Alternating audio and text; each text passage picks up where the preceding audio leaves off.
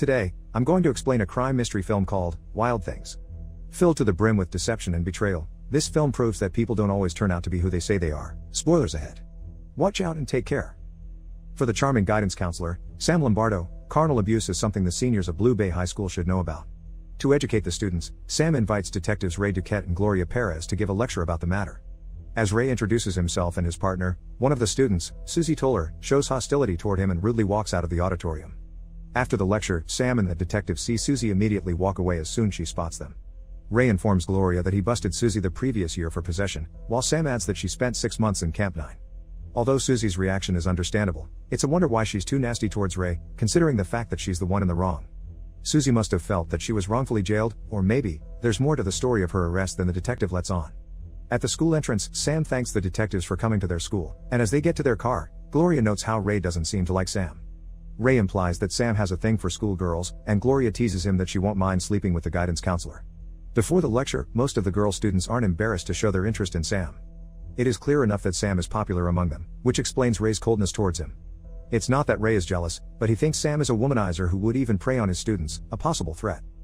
One day, Kelly Van Ryan approaches Sam after he's gone sailing with his student, Jimmy. Obviously flirting, Kelly asks the guidance counselor if she and her friend can wash his Jeep for the senior car wash, and Sam says they can. She then asks Sam if he can give her a ride home, saying her mother was supposed to pick her up but didn't show up. Here, Kelly shows that she isn't afraid to go after what she wants, which is Sam. She doesn't even mind teasing him in front of another student, proving that she pays no mind to what others think. Sam seems reluctant to do it, so he offers Jimmy a ride, too. They then see Susie trying to fix her car on their way out of the campus, and Sam asks if she needs a lift home. However, Kelly pisses Susie off by insulting the way she's dressed, and once her car is fixed, Susie flips them off. With Kelly getting dropped off, her mom, Sandra, comes out of the balcony wearing a bikini. To Kelly's irritation, Sandra asks Sam if he'd like to have a drink with her inside, but Sam politely refuses and quickly drives away. Sandra's way of talking to Sam indicates they used to be romantically involved, and Kelly doesn't even bother hiding her annoyance. She's probably irate that she has to compete with her mother for Sam's attention, but Sam isn't even interested in them. On Sunday, Kelly gets to washing Sam's Jeep. She then enters the house without Sam's permission, and as she stands there and drips water on the floor, she looks at Sam salaciously. Later on, Kelly comes out of the house looking upset with her hair and clothes disheveled. When Kelly comes out of the house, it's hard to determine if something really happened to her because there's no proof or witness. Her earlier behavior, her disheveled appearance, and the upset look on her face are telling completely different things. The next day, as Sandra spends the day in bed with Frankie, she receives a call from Kelly's school informing her that her daughter was absent. She quickly asks Sam if he's heard from Kelly, but Sam doesn't know where she is. As they talk, Sandra hears her daughter outside, skeet shooting, so she tells Sam she's already found her. She then tells him that it was nice seeing him the other day, but Sam isn't in the mood for her games and just ends the call. When Sandra asks her daughter why she skipped school, Kelly starts crying and says she misses her dad. Though Sandra sympathizes with her daughter, all she could tell her is that she isn't sure why her father killed himself. As Kelly continues to cry, she confesses that Sam Lombardo violated her. Of course, it's only natural that Sandra will quickly believe anything Kelly says. Though they don't always see things eye to eye, Sandra is still a mother who is protective of her daughter. But things aren't quite adding up, and if only Sandra had spent more time with her daughter and less time with her lover, then maybe she would see right away if Kelly's lying or not. Wasting no time, Sandra contacts Ray and Gloria, informing them of what happened to her daughter. As Gloria records her statement, Kelly starts recounting the events at Sam's house. According to her, Sam started rubbing her shoulders, and she let him because he was a nice guy. The next thing she knew, Sam's hand was already in her shorts from behind. Despite her protests, Sam had her hands pinned behind her and repeatedly urged her to just let it happen. When Sam suddenly stopped, he insulted her by saying no little girl could ever make him finish. Once Ray, Gloria, and Bryce Hunter are done watching Kelly's recorded confession, Gloria deduces that nothing happened between Sam and Kelly. Gloria believes Kelly was just acting because she was disappointed that Sam didn't come on to her when she wanted him to. Gloria then suggests they make Kelly take a polygraph test, but Ray opposes, saying that her lawyer, Tom Baxter, will cut her down. Gloria gets mad that Ray won't back her up, and as they argue, Bryce tells them to start with the investigation. It's difficult to explain how Gloria immediately concluded that Kelly was lying. It may come from her experience as a detective to quickly tell if a person is telling the truth or not, but since they lack any physical evidence, Gloria is right to call for a lie detector test for Kelly. However, they live in a place where even the authorities are afraid of powerful and wealthy people like Sandra Van Ryan and Tom Baxter. Unfortunately for them, Kelly is a Van Ryan. After learning about Kelly's accusations and that Sandra is pushing for his suspension, Sam gets mad and asks Artie why the board would decide without hearing his side first. Feeling sorry for him, Artie tells him to just wait until his name is cleared, but Sam won't hear him out. Sam believes that no one ever gets cleared from an accusation like that, adding that it will follow him wherever he goes. Artie then advises him to hire a lawyer, but he isn't sure where to find one who would agree to go up against the Van Ryans in court. Another proof that money can buy anything, Sandra uses her influence to convince the board to suspend Sam without going through due process. Artie, who has a position in school, can't even do anything about it, which is even more upsetting because he knows what they're doing to Sam isn't fair. After some time, Sam hires Ken Bowden to defend him against the Van Ryans. When Sam insists that he's just Kelly's guidance counselor and nothing more, Bowden assures him he's got nothing to worry about. Even though most people are afraid to go up against someone more powerful than them, there are still few who are willing to do what's right, and one of them is Ken Bowden. Bowden isn't scared to face the Van Ryans in court, but instead, he considers it to be a challenge. That night, Sam goes to a local bar to drink before going home. As he drives, he notices a vehicle following him. It bumps into his Jeep until he goes over the swamp. Bleeding, Sam manages to get out of his Jeep, but the driver, who turns out to be Frankie, punches him and starts beating him up. The next day, Bowden goes to Sam's house and gets startled when Sam comes out with a gun pointed at him. Sam quickly apologizes and invites Bowden inside the house, where he informs him that Frankie Kondo attacked him and was driving Sandra's Range Rover. Bowden wants him to go to the cops and make a statement, but Sam refuses, saying he doesn't need any more trouble from Sandra. Confident that they'll win against the Van Ryans, Bowden brings up the time when Kelly ran away from home and stayed in a motel to get high after her father killed himself. Bowden then says the authorities haven't taken his statement yet because they're still looking for dirt, which they won't find. When Bowden looks at Sam and asks for confirmation, Sam simply says he doesn't sleep with his students. Once again, Sam's beating proves that Sandra can do whatever she wants with him. She can even have Sam killed if she wants to, but of course, she'd rather see her daughter's violator suffer first. And while Sam's punishment is already preceding the verdict, Bowden isn't averse to playing dirty himself, which is clear when he mentioned Kelly's breakdown. One day, Ray and Gloria visit Susie and her grandmother, Ruby, since Susie called them. After finding out that Sam isn't arrested yet, Susie admits that Sam forced himself on her about a year ago in her trailer. As the detectives question her, Susie starts getting upset and aggressive, but she still manages to tell them that once Sam stopped, he said that no little girl could make him finish. With her statement matching Kelly's, Sam is immediately arrested. Though Sam vehemently insists that he's innocent, Bowden only tells him that he's preaching to the choir. Things are definitely looking bleak for Sam. With another victim coming forward and unknowingly corroborating Kelly's story by repeating what she said, there's little room for doubt with his crime. Though it's easy to fault Susie for not coming forward earlier, these things are difficult to report. It's just easier for people like Kelly, who's already rich and powerful. Before the trial, Sandra and Baxter tell the press that they're confident Sam will get what he deserves. However, Susie breaks under Bowden's questioning and admits to court that Sam didn't really defile her. She says she was just pissed at him for not bailing her out of jail when she was arrested for narcotics possession, leaving everyone in court in disbelief. As she continues to confess, Susie also tells the court that Sam didn't sleep with Kelly, either. Kelly's just in love with him and wants to get back at him for sleeping with Sandra. Humiliated and enraged, Kelly gets up and throws a glass at Susie, but she's immediately taken away before she could cause more damage. After the fiasco at court, Bowden celebrates as he plans to file a lawsuit against Sandra. A case of jealousy and betrayal, Susie and Kelly are desperate girls who are willing to ruin a man's life just to avenge their wounded egos. The girls are lucky the judge doesn't punish them for committing perjury, but Bowden isn't the type to let that kind of scheme slide.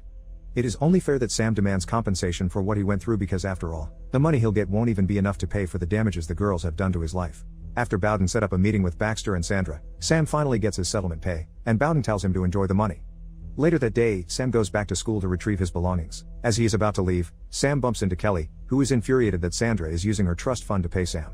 Kelly attacks Sam in front of everyone, repeatedly hitting him with a book while screaming about how much she hates him. Once Kelly is taken away, Sam tells Artie that he couldn't come back to school even though he wanted to.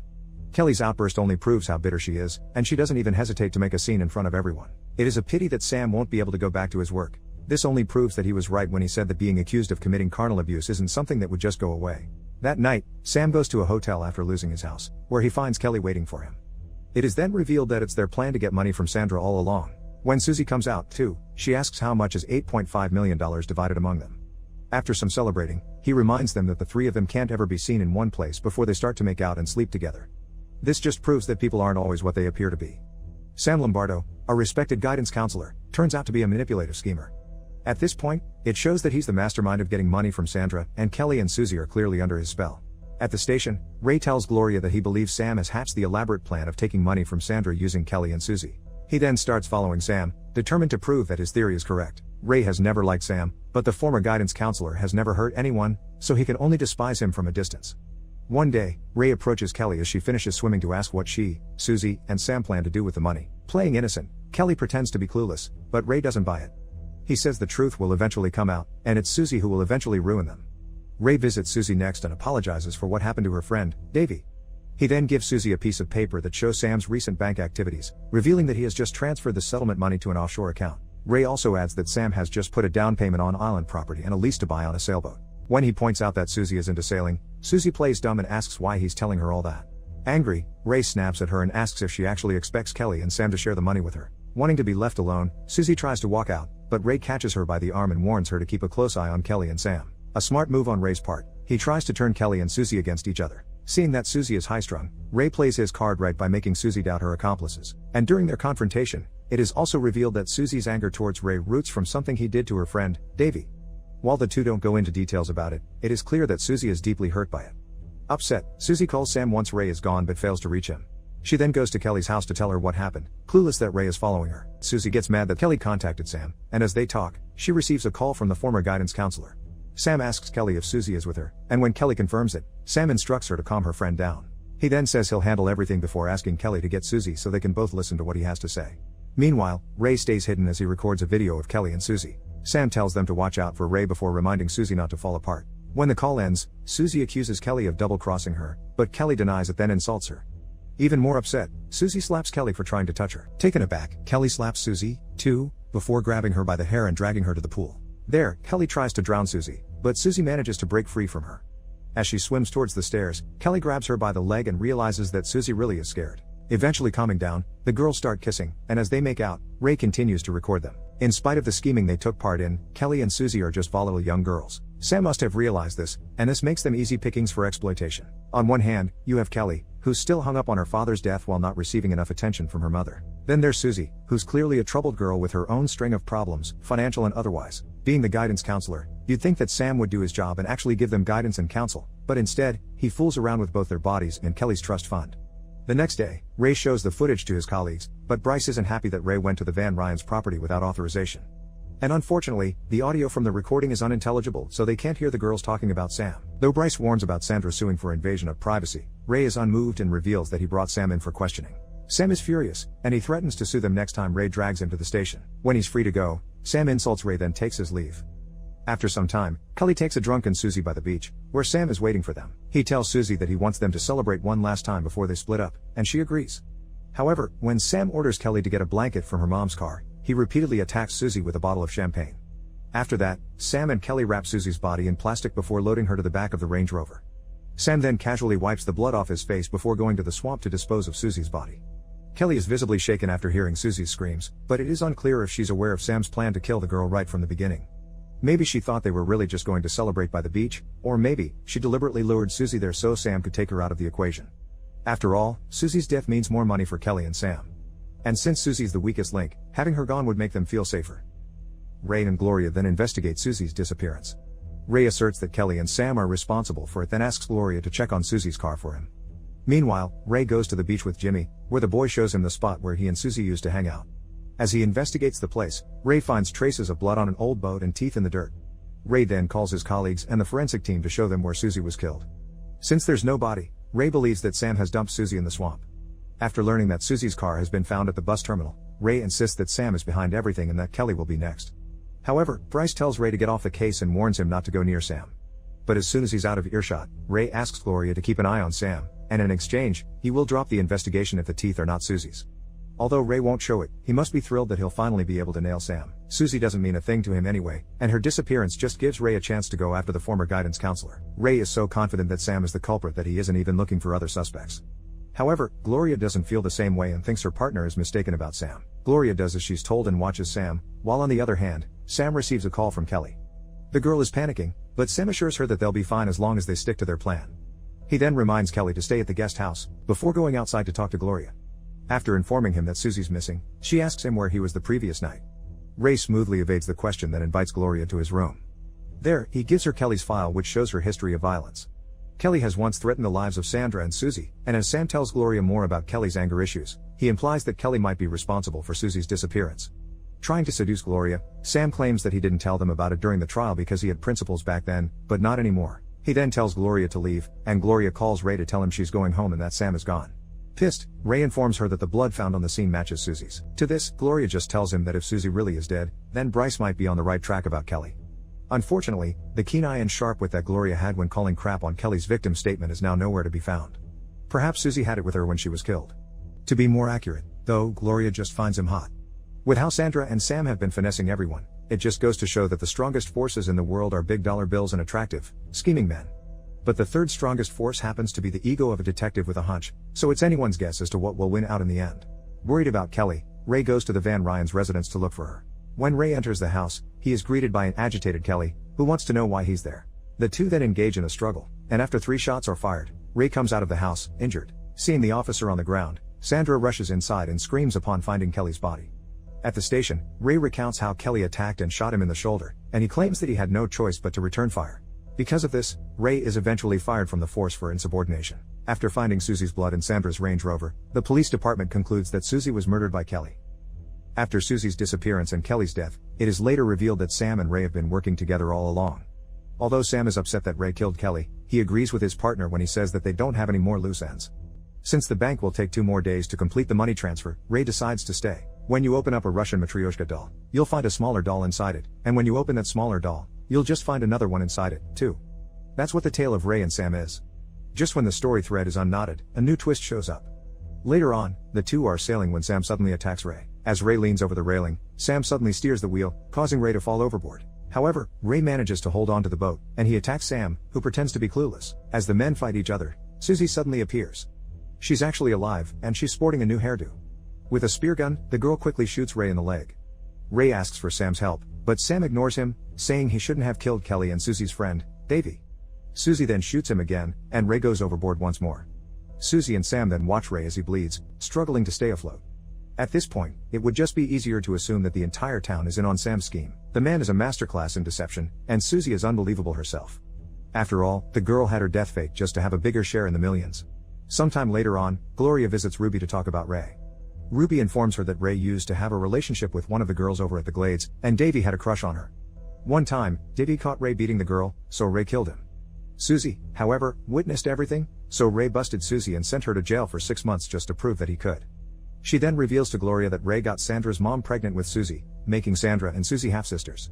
When Sandra's mom died, Ruby took in Susie and raised her like her own granddaughter. Before Gloria leaves, she sees Ruby's son, Walter, tending to Susie's boat. Gloria is surprised that Susie can sail, and Walter tells her that Susie's IQ is above 200. Another unexpected revelation is that Susie is actually Kelly's half-aunt. Gloria, who's been partners with Ray for quite some time now, clearly doesn't know that he's a dirty detective. He's been abusing his power ever since, and he's had no problems covering up his deeds. Meanwhile, Susie, who's been portrayed as a teen with no future at all, is actually a genius. Unfortunately, she's forced to use her wits to do bad things just to survive. Back at the boat, Susie poisons Sam and knocks him overboard. It is then revealed that Susie is the one who hatched the plan of getting money from Sandra. Initially, she blackmailed Sam by showing him his pictures with Kelly in bed. She's also the one who instructed Sam to befriend Ray and involve him in her scheme, and later on, she forced Sam to pull out 2 of her teeth. However, Sam couldn't do it, so she did it herself. It is also revealed that Ray killed Kelly and planted the gun in her hand before shooting himself to make it look like a struggle. After some time, Bowden meets with Susie and gives her the money they got from Sandra. He informs her that he's already set aside the money for Ruby and Walter, and of course, his fee. As Susie walks away with the cash, Bowden reminds her to be good. Susie must have waited long to get her scheme into motion because what she did required insane patience and elaborate planning. To say that Susie is smart is an understatement, for she has successfully eliminated everyone in her path to get the money. She is also cunning enough to cover her tracks, making sure that nothing goes back to her. For the final twist in this story, Bowden's involvement in Susie's plans shows that one can easily get what they want, if they just know which side to take. Subscribe to watch more videos like this. Turn on notifications. And leave a like, it really helps the channel out. Thank you for watching.